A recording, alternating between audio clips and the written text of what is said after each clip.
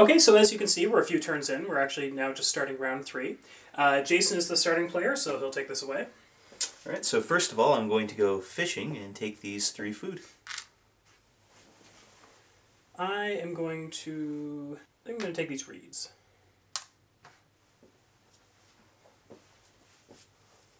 I guess I will take this wood. And I'm going to plow another field. Okay, so at the end of the round, since we've used all our workers, they're returned home. The next round card is revealed, and then stocks are replenished. Wood here, clay here, reeds here, food here, and 1 sheep here. Okay, so we're up on round 9. We're just starting this round now. I'm the starting player now, though. I'm going to plow a field. Now I have an improvement called the riding plow, which allows me to plow multiple fields when I plow 1 field. So I'm going to put a token on this to note that it's been used once. So instead of plowing 1 field, as I normally would, I get to plow 3 fields. So I'm doing that now. So, Jason? I think I'm going to grab some more sheep.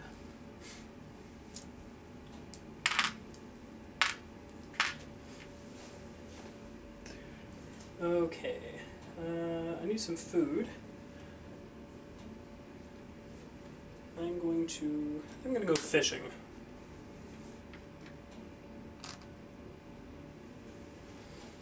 Alright, I'm going to gather wood. I also have the basket, which allows me to leave 2 of the wood here and gain 3 food instead. Very classy. So there we go. Alright, and I'm going to take this stone. Alright. I think I'm actually going to gain another wild boar. Okay, so we've placed all our workers. Now we all go home.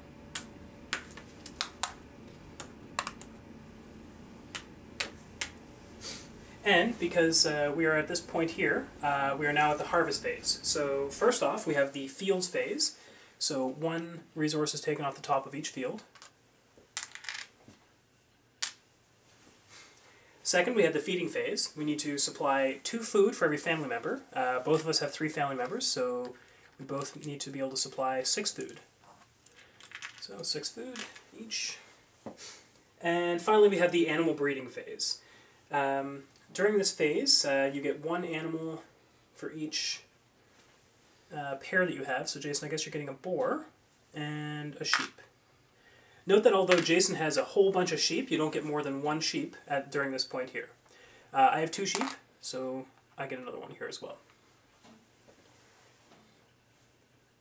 And that is it. At that point, we then go to the next round, and we'll set up from there. Agricola is a great game, and I do really love it. The only thing that kind of loses a little bit of pointage in my books is it's kind of hard for new players to break into. Yeah. I mean, it's not really evident what the strategies involved are until you've actually played through most of the game. Mm-hmm. And games of this take quite a while anyway. I mean, I've seen games take 4 to 5 hours easy with a lot of players. So, I mean, it's really hard for new players to figure that out, and then it's hard to actually play another game afterwards because you've already devoted so much time to it. Absolutely. I found every single time I've tried to teach this game to new players, about halfway through the game, they'll end up having this, like, aha moment. Like, you'll see it on their face, they look at the cards in their hand, they look at the stuff on the board, and they just finally understand what it is they should have been doing the whole time. Unfortunately, the game is basically over at that point. There's no way they can recuperate.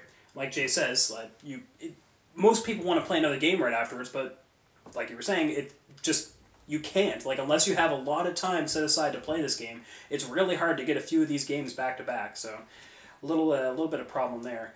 Personally, though, I feel that the family variant is the best way to introduce new players to this game. The family variant essentially just removes the extra cards from the game, so the improvements and occupations.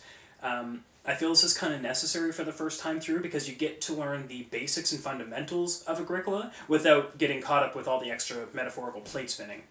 I feel it's kind of the best way to go about it. All that aside, though, Agricola is a fantastic resource management game. If you like resource management games, this is a game you have to try. If you haven't tried it already, you really need to go find a copy.